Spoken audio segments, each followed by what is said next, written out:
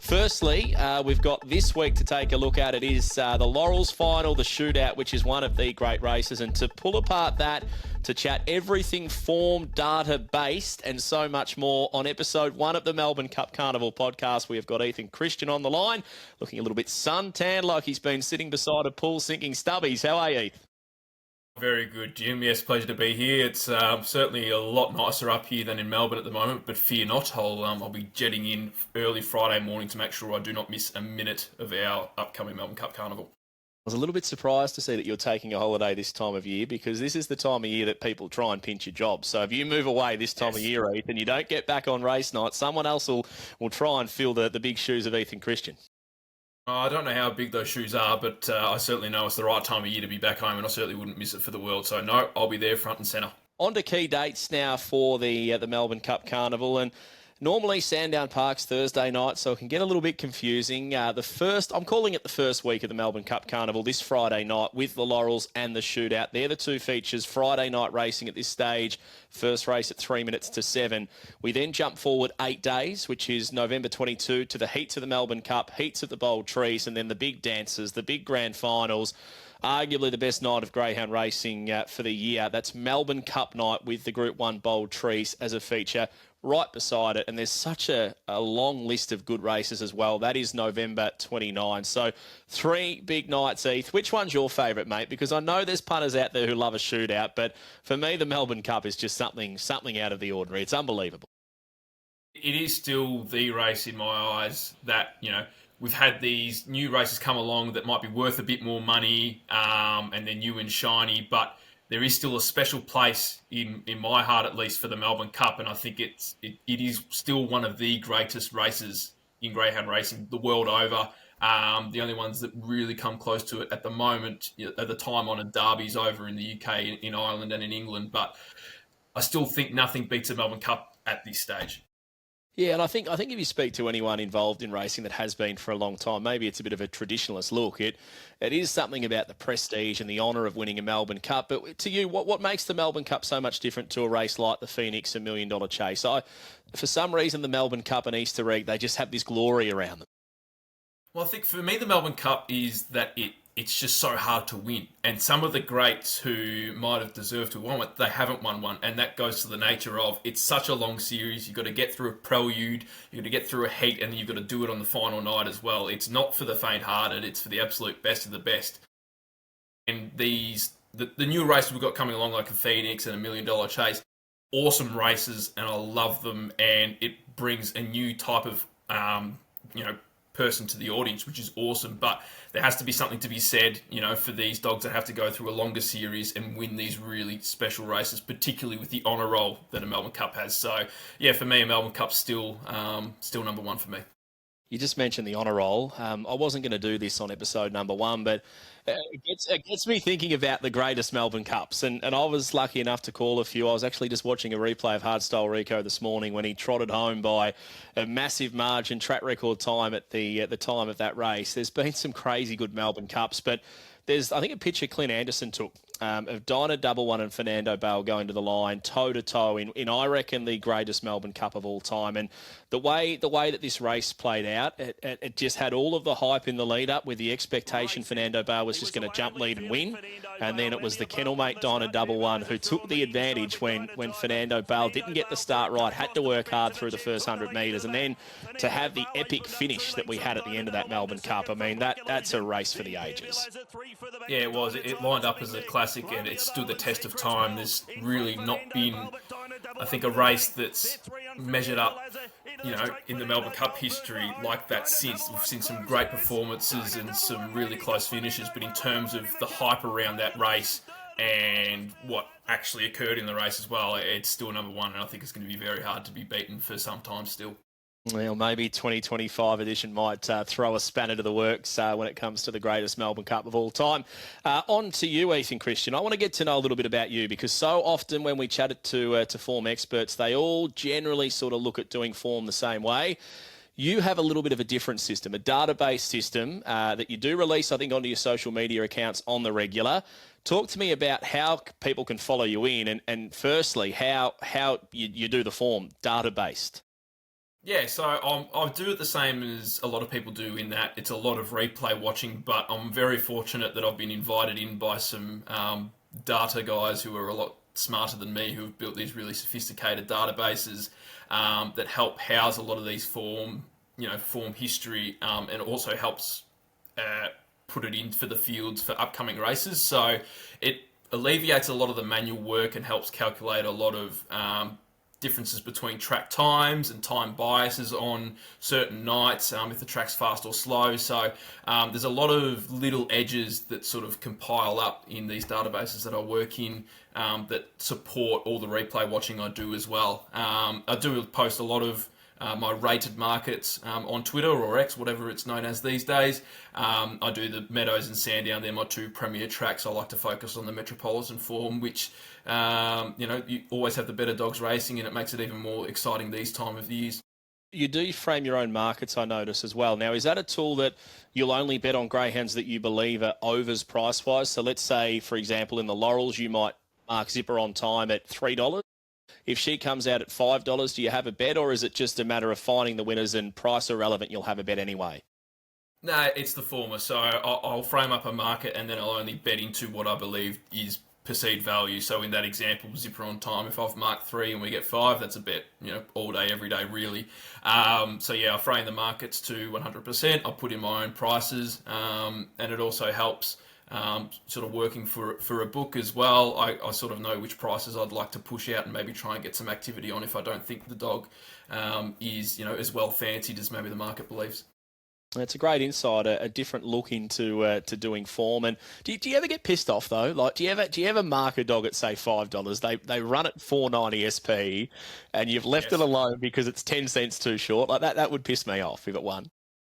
Yes, it does. But I think over time, because we've been doing it for a while now, you just have to learn to let them sort of wash over you, because you'll find that it turns out okay more often than not. But it certainly is frustrating. It's more frustrating when the price is there before the race, and in the last couple of minutes it gets crunched in and you just miss out on the price you were hoping for. But look, you just got to roll with the punches. Like you assess so many races a week, you can't get too hung up on those things. Big race preview time. The Group 2 Laurels at Sandown Park for the girls, one of the great races on the calendar year. And this race is a very, very interesting one. We'll go through them runner by runner with the box draw. Number 1, Goblin. 2, Poor Gertrude. 3, Zipper on time. 4, Dashing Sleigh, who can do some really good things. 5, Mapunga Lily. 6, Poor Zuri. 7, Can You Excite Me. Number 8, Joni Black for M as a Party. He's got the greyhound going beautifully. And the reserves, Delicate number 9. Keep Your Cool number 10.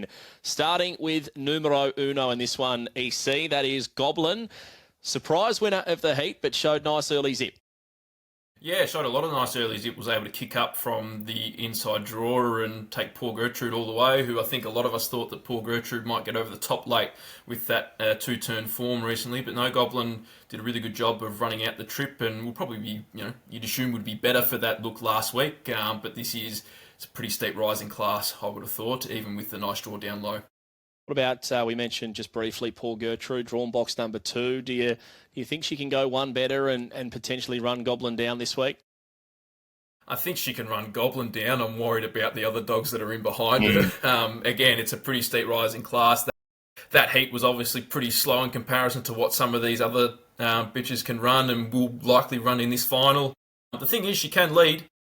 She's run some really slick sort of 5.05 second sectionals around Sandown and the Meadows of late, so she's a good chance to kick up, but she's going to have to lead pretty clearly to win in this class, I would have thought. There's something special about number 3, Zipper on time. The raps on her coming down from New South Wales and the way she handled it. Wasn't a terrible draw with what was around her last week, but not an easy box to come to Sandown and win from first time, in particular in a heat of a Group 2 like the Laurels. Zipper on time, she just oozes class. There's something about her. I think the more she looks at Sandown, Ethan, the better she's going to get. And also what helps her is that she likes to cut hard left at box rise as well. So she's drawn a little bit closer to the rails this week. She won't have to work as hard to get across to where she wants to. And poor Gertrude should give a little bit of help in terms of that. Gertrude will step slightly left and might give her a bit of a cart in the first 10 metres, at least clear air to go in the direction that she wants to go. But she's virtually undefeated in her career. She's only lost once. I'm pretty sure she ran second, and she's in the right hands down in Victoria. So go against her at your peril, I would have thought, in this race. Yeah, she ticks a few boxes, doesn't she? And like you say, 11 wins from 12 starts, and you have to go a fair way back to find her only defeat. On to greyhound number 4, Dashing Sleigh, and arguably the greyhound that's been there and done that. We know what this girl can do, and I was just surprised to look at her age. She's only 2 years and 4 months. Like, it feels like Dashing Sleigh's been around for years. She's won 10 of 24. She loves the track. She's done great things there. Is it the right race for her with Zipper on time carving to the fence early underneath of her? It's that part of the speed map's okay. I'm worried about what's outside of her that's going to come across on top of her. I just don't know where she's going to land. But the thing is, if she does land close enough, I think she's the class edge in this race. As you said, she's been there, she's done that. She's won feature racing at Sandown Park before. Is she going as well as she was when she won the launching pad? Not entirely sure, but she's not far away from it either. And anything close to that launching pad run, will just about win this race. So I just don't know where she's going to find herself coming out of the first, passing the post the first time and going down the back straight. She hasn't been able to show that speed that she showed through the launching pad series. She was never a rocket beginner, but for a while there she could split right on 5, push the 5 seconds, and as you say, won the launching pad, ran third in a Sapphire Crown. So if she can go well in the Laurels, that's a great resume for her for 2025. What about Mapunga Lily? Maybe a little bit of an afterthought to come back to the Laurels after stepping up at sale to the 640 and handling that sort of middle distance range okay. She was outpaced midsection, but as you would have expected with form like that, she was finding the line again late. It was an interesting one because I didn't really expect to see her in the nominations for the Laurels. The camp has tried a lot with her recently in terms of she went up to the middle distance, she went out to sail to 640, and she even had a 700 trip in town as well. So I think the camp is still trying to work out exactly what she's best at, but she was a good run last week off an inside draw, and she stepped, which she sometimes can do, but doesn't make a habit of doing either. And I think from box 5, just the mixed preparation, not the most reliable box manners, I'll be against her. Yeah, I agree. Number 6, Pause Yuri. I feel like she's the underdog somehow, this one. 33 starts, 11 wins, but I reckon if you go through her last, say, 6 weeks of form, she's got as good a form, I reckon, as most female sprinters in the country. Last 2 in particular, 29-25 2 starts ago in the 4th grade, and then 29-24 last week. And just that mid-race zoom to get past Mapunga Lily was exceptional. Couldn't agree more. I find her very underrated, and she's really shown a fantastic level of ability in the last couple of weeks. And it's one thing to show the ability, but to actually go and win the races and win them in times and margins is another thing as well, which she's done. It's unfortunate for her where she's drawn in this race. I'm just not sure the draw is going to work. She's going to want to go to the inside at some point, and she's not exactly a lead pinger, so it makes it a little bit tricky for her, but her form is undeniable. She's racing in really good touch, and if she gets a clean enough run, she'll be making her presence felt, I'm sure. Drawn alongside of her is a greyhound that I reckon has arguably the most speed of any dog in the country right now, and that is Kenya Excite Me. Winner of 7 out of 9, took 6-7 starts before she lost a race. That was the race I want to show the replay of. I'm going to let that replay roll now. When she jumped here at Geelong, although she was run down, the sections that she ran on this particular occasion, Ethan, was ridiculous. 641 to the peg, off the back was absolutely humming at Geelong. And the reason I'm showing this replay at Geelong, because if she jumps like this, based on the way she sort of showed I think a bit of grit last week to run a gutsy win, really, 29.50 after being headed early. If she can put that speed together with the strength that she showed last week, this could be a greyhound that not just wins a Laurels, but maybe leads all of the way into Melbourne Cup and then maybe a Phoenix at the end of the year. Well, that's the type of dog that you want to take towards those series, those greyhounds that can step really quickly and just hold their own on the arm. I didn't think that she'd run out the trip. I have to put my hands up Mm. first up last week because she stepped up from the 400 to the 460s and she didn't run them out too well. And I went, oh, it's probably happened a little bit quickly. I'm not sure she's got the strength to do it. And look, I know she was running down Tarai Therese, who's not the strongest greyhound in the world, but went straight on past. So second up the trip, can run 5 dead, maybe even break 5 dead. She's going to go very close to leading this race, and surely she's only got natural improvement from that run last week. So you have to keep an eye on her, not just this week, but moving forward as well. She could win some races. Yeah, I think that progression that you make note of there, the fact that she didn't look like she was running at 460 yet, she's gone to the 515, hit the line. Obviously a little bit different. They say that on the one-turn tracks they hit a higher speed, therefore they can wield her a little bit quicker. But to me, what she did last week sort of proved that if she can show that blistering speed, put it all together, get down to 29.25, she doesn't have to run 29 dead. She's not going to win a race where they go 29 dead. She's probably going to end up a 29.20, 29.30 dog. But if she does that with those crazy sections, that's the dog that wins a Melbourne Cup most of the time. Yeah, absolutely. If you look back through the annals of history, I'm sure that a 5.0 section and only running 29.30 would win a lot of Melbourne Cups when you factor in what happens in behind it as well. So, no, I think she's got a bright period ahead of her, and she's very aptly named as well. There's a lot to be excited about. Yeah, I reckon so, and I feel like she's starting to my brain's just saying maybe really include her into a Phoenix. She could be the star of this Melbourne Cup Carnival, and then who knows from there. Joni Black draws box number 8 for Em Azzopardi, George Ferruggio. I think they're doing a great job with her. She's improving every week. The draw makes it really hard for a dog that hasn't got cracking speed. And whether or not she can run the times that she's going to have to win a race like this from box 8, I'm not sure she has in her engine room. Yeah, look, I think she's probably just a couple lengths below the top echelon of chasers in this race, but take nothing away, she's very talented. The recent step up to middle distance she handled in really good touch as well. So I think she's a really good greyhound who's got a very bright future, and I agree with you that they're handling her career and progression very nicely. Just the draw and her lack of early speed in comparison to Can You Excite Me, and the others drawn lower in the race makes it a bit tricky for her. So not in this race, but still keen to keep on side of moving forward for sure. Yeah, I think any dog that can make a Laurels, they're going to go to normal races and go very, very well. Reserves, delicate, keep your cool. Selections for the first of the features. I'm 3, Zipper on Time. On the Phoenix Flight Path podcast, Mickey Ty has been pumping this dog up from episode number 1, and I can see why. I think that first up win at Sandown, you'd have to think there's a little bit of wiggle room time-wise. She went 29.28. How quick can she go? I think we'll find out how good she is on Friday night. For second, I've gone with 6 Paw Zuri. Just love this dog. I think she's underrated. She's got elite form. I've gone 4 Dashing Sleigh for third. If she winds the clock back 4 or 5 months, and it's not that she can't because she's still very young. It's not like she's gone any slower. She could win the Laurels without batting an eyelid. And number 7, Can You Excite Me? I just had to throw Can You Excite Me in there somewhere based on the fact that if she can cross and lead, bit of a drama behind, she could pinch the Laurels without doubt. 3, 6, 4, 7. Ethan, how do you see the Laurels playing out, my friend?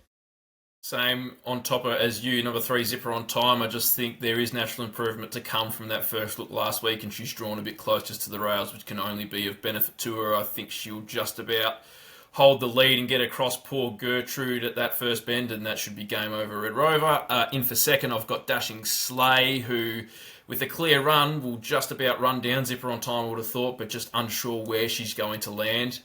In for third, Can You Excite Me? Thought the run first up Sandown was tremendous compared to what I expected her to do. She can run those really fast sectionals, and she's even a chance to get across of Zipper on Time if she doesn't get it right early. So I think she has to be up close in the selections. And then in for fourth, I've got Paw Zuri, who, as I've said, you have to absolutely respect the form. I just worry about where she's going to get to from box 6 and wanting the rail, and probably being, half a length to a length slower early than some of the leaders here, but still have to fully respect it. Big race preview number 2. It is the Shootout, one of the great races. And right off the top, before we tuck into the race and pull apart the form, I wanted to wind the clock back to a long time ago to my favourite Shootout, because The reason I got into race calling was this race. Ronnie Hawkswell was calling, and it was Whiskey Assassin, and he just ripped around the outside, and Ronnie went, "Whiskey Assassin, the heavy artillery's out." And at that moment, I was like, wow, that just sounds so cool what he's been able to do. And the race itself was always such an exciting race, the shootout. So steeped in history, that Whiskey Assassin shootout is my favourite. You've been involved at Sandown for a couple of years now, Ethan. Have you got a favourite shootout in years gone by? Yeah, look, and I'm still a relative newcomer to the sport, in terms of yourself and many others, but I really liked Big Energy Shootout last year, and the reason being, not only was Big Energy the only greyhound to go back-to-back in a shootout and win multiple shootouts, but just if you can remember the circumstances surrounding Big Energy around that time, and he sort of had that Melbourne Cup in 2023 where he went in as a favourite and was beaten and won the shootout, and then the 2024 campaign, not a lot went right for him. He went a long time without a win, and we sort of thought that it might be the end of him, and he came back in the shootout and just went whack and put his name back on everyone's lips. And I thought that was a really special win, and it was nice to see for a greyhound that I quite enjoyed. Big energy, and he had the big energy, and he was a dog that suited that 4-dog format. The second thing I wanted to mention before going through the draw, that moustache that you have on your head there, mate, that's thick. I just sort of, we can't not discuss how long that took to grow. It has taken, where are we? I think 6 years, roughly. It was whenever I left high school. So, a little bit up. I did it for about 6 months after I left high school. I shaved it completely and went, that was silly, why did I do that? And I went, I'm never shaving again, and here we are. So, yeah. Well, the sad thing is I'm about 6 years as well, mate. There's nothing there. Anyway, let's get into the box draw for the shootout. Number 1, Kenya Tornado, 2 vacant, 3 Colac Kid, 4 vacant, 5 Barefoot Zulu, 6 is a vacant, 7 Kanya Ponga, and number 8 is vacant. Reserves Nigel DeVere at Tim Zoo. Now, there's 2 Kenya Tornadoes. There's a Kenya Tornado when he draws inside, and there's a Kenya Tornado when he draws outside. And luckily for the Lally Cremona Syndicate and Paul Labella, they've got the red in the shootout, and he's gone 28.91. So he can win this from the inside draw. Yeah, absolutely. I mean, off the basis of that run 2 starts ago when you run the hands off the clock at Sandown, there's no reason why he can't win this. It's just which Kenya Tornado are you going to get on the day? Are you going to get the one that steps really well and gives nothing else a chance, or are you going to get the one that half misses, musters up, and maybe leaves it a bit too much to do? I am siding more cautiously. I think he hasn't made a habit of repeating that kind of run. He's as fast as any on his day, but there are a couple of quick ones here, and I just don't think he's going to lead, and I reckon that might be his undoing. There's going to be pressure on. There's no doubt about that. Colac Kid draws 3. He's the first greyhound to apply the heat to him, and if you go back to his Cranbourne Cup, he was A1. He was top shelf through that series. Since then, he was 7th in a Silver Bullet. It looks horrible on paper, but the run was actually quite good. He was bursting through the gap trying to lead, and Quill and Bale, poor Ultra, came across, and he just didn't have the room to muster. And I think the other night, Saturday night, Top Gun night, was a forgive run from box 8. It was pretty wet out there, and he just didn't get it right. So clearly, I think as well, he goes better at Sandown based on the most recent form. And if he can bring what he brought in the Cranbourne Cup, he can win this race. Yeah, and I think it's completely up to, the eye of the form doer. Do you want to forgive those last 2 runs and go off the basis of that Cranbourne Cup series? I'm more on the side of forgiving the last 2 and as you said, focusing on the Cranbourne Cup runs, and it'd be awfully hard to beat if he does repeat those kinds of times, those kinds of sections. I've mapped him as just holding on to the lead, and not to give too much away, but I think that might, put him 1 paw on the till. What about Barefoot Zulu? I think if there's a dog that's sort of born and made and designed for the shootout, it could be this boy. He's still got his knockers too. There's a lot of people that believe he's not the hardest chaser in the world, and look, he did a few things wrong early days, but I reckon if you went through the most recent form, you couldn't knock him. Like, he's 3.5 years of age. His last 4 or 5 starts with Dave Gill, they've been awesome. And last start, 28.94. Even when he won at Sandown a couple of starts ago, the way that he won, I think that was, yes, although it was probably his slowest win, Ethan, it was the run that said, I am now a proper race dog. Well, it said a lot about him and his tenacity and his will to chase. And I simply cannot agree with anyone who said there's any faults in his game the last month or two, because he hasn't done anything wrong. The only thing that you might say is he's not the quickest box dog as some others going around, but the times that he can run and his will to chase, he's just a natural born winner, really. So I think this setup does him no dramas at all. There's only one concern I have, and it's actually got nothing to do with him. It's the dog drawn to his outside. I think might cover him up, which might make it a little bit tricky for him. But in terms of what these four dogs have produced in recent times, I'm not saying anything new, but he's the one to beat based on times. Yeah, he's flying, and he's already been selected for the Phoenix. I think that shows what people sort of believe he can do. So what Sportsbet believe he can do, at least. Anyway, on to number 7, Canyaponga, another up-and-comer. 10 starts, 4 wins. That electrifying 29 dead win at Sandown Park about 4 runs ago, which gives him his position in the race. He was good in a heat of the Derby. The final, he was beaten probably by the draw, in the sense that Intrepidus just absolutely flew out and put that race to bed. And I have a huge opinion of Intrepidus. So, yeah, I don't know if he can win the race from box number 7. He's an up-and-comer. He's a dog to follow. But whether or not he's fully crafted to win a shootout just yet, I'm not 100% convinced. And this is, I've sided with you on a similar sentiment, in that uber talented and very fast early, but what I've noted down is 12 months' time. Not so much what he can do right now, but really interested to see where he'll be in 12 months' time, because he's got the makings of a dog that can win some big races, but whether it's all there and clicking and firing just yet, probably not. But, those sections that he can run and those times that he can run suggest that he's gonna be a handful for a lot of competitors moving forward. In this race specifically, the shootout, look, I'm expecting him to step, and I'm expecting him to be one of the first ones past the post the first time. I've got him sitting outside of Colac Leader and maybe giving a bit of a bump to Barefoot Zulu. So that's where I think his key is in the race. I think he's going to have to cross and lead if he's a chance to win, but I think he holds the key to Barefoot Zulu's chances, because I reckon he might give him a little bit of a bump early. You've got me worried, Ethan. Tips for the shootout. I'm siding with Barefoot Zulu. I mean, I just think sometimes you have to look at the race, and this is the race format for a dog like this. And even though Canyaponga might apply a bit of heat to him, I think he might be able to withstand the pressure of one dog to his outside. So I'm 5 on top, Barefoot Zulu. When I called him at the Meadows and he flew a couple of weeks ago, he put that race to bed at jump. So if he can do it like that here, up on the speed, he's going to be hard to beat. Colac Kid, I think, is the obvious threat. If he clears the red, he's going to get every chance to win the race. I've gone 1 Kanya Tornado and Canyaponga for 4th, but they're on par. I think similar dogs at this stage. Both have huge engines and they're just learning their craft. So 5, 3, 1, 7 for me. I've got Colac Kid on top, number 3. I just think he will be first out and first across to the rail. I think Barefoot Zulu and Canyaponga might be jostling for a bit of position outside of the leader, and I just think that might be enough for Colac Kid to get away. That Cranbourne Cup series was immense. So I'm going to go with him. In for second, Barefoot Zulu. Again, I've got absolutely no knocks on him. The only reason he's in for second here is I just don't know if the map is perfect for him, but I still think he's one of the best, if not the best, going around at the moment. I've got Canyaponga in for 3rd with that ability to step, and Kanya Tornado I've got down for 4th. Same 4 numbers as me, Heath. Just different order. Would you look at that?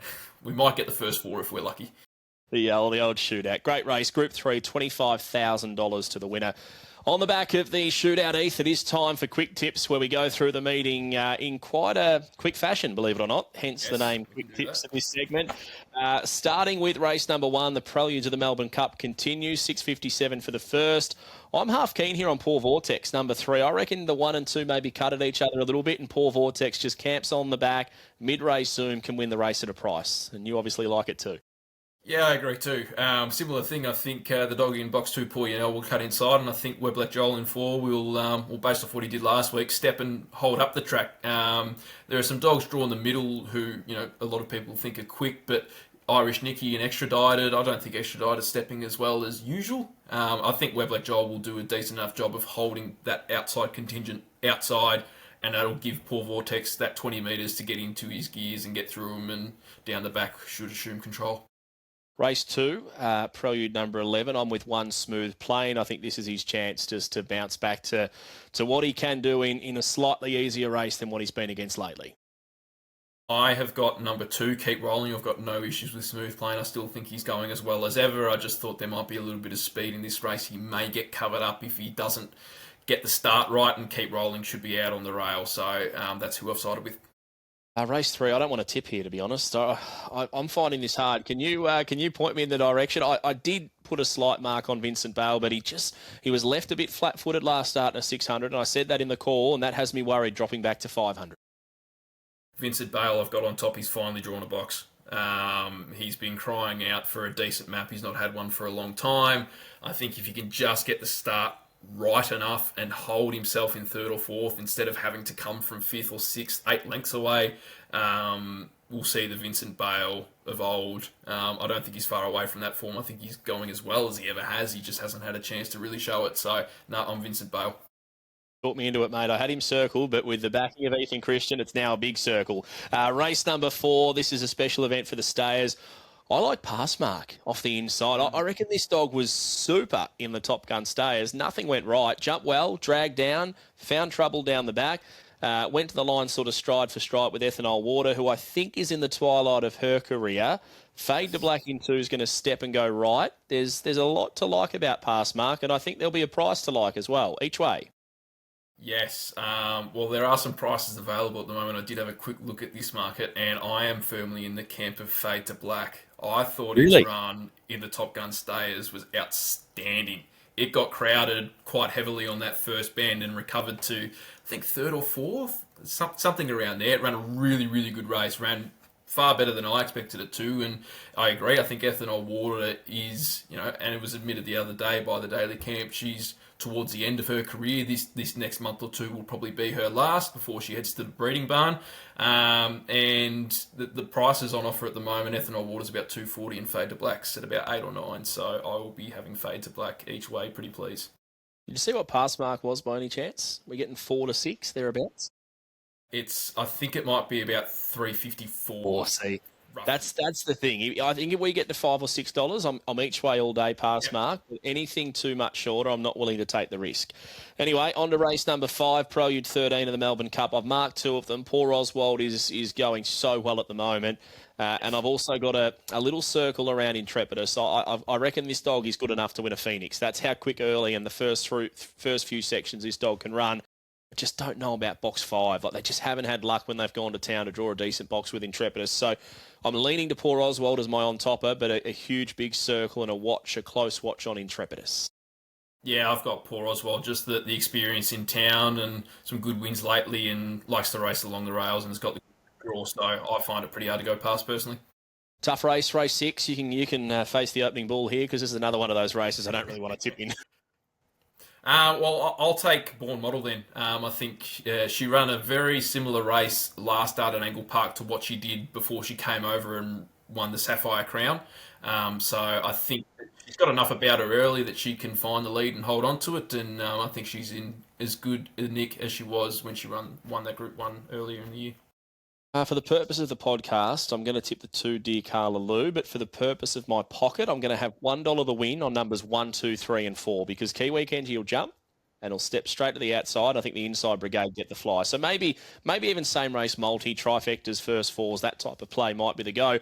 Race number 7, this is the moment. Slick Splits heads to Sandown Park on the way to having a real crack at a Melbourne Cup, and geez, he looks very hard to beat. The only concern, and you'd have it on your data, Elite Intention does have speed, does want the rails. So old Slick Splits, he's going to have to sort of, maybe ride a couple of bumps early and want to really accept that early pressure.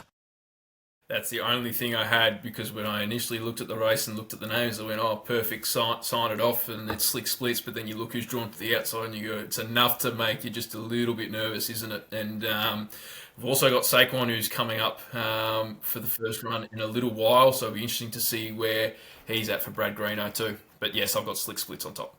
Yeah, number 1, he just needs to ride that pressure early. Race 8, we've mentioned the Laurels. I'm with 3 Zipper on time. You're with 3 Zipper on time. The Shootout, I'm with Barefoot Zulu. You're with Colat Kid. Race number 10, I'm with Tribeca in this race, up against Scalacci, the $1 million earner who won the Phoenix last year. There's a bit of speed in the race, so Tribeca's going to need to bring his A game. Yeah, and he's got speed himself. I've gone the way of Whiskey Whiskers, who has the ability to step and keep his line up the track, whereas Tribeca's going to try and crash. I think there's going to be a nice bit of room to move for Whiskey Whiskers, so I've got him on top.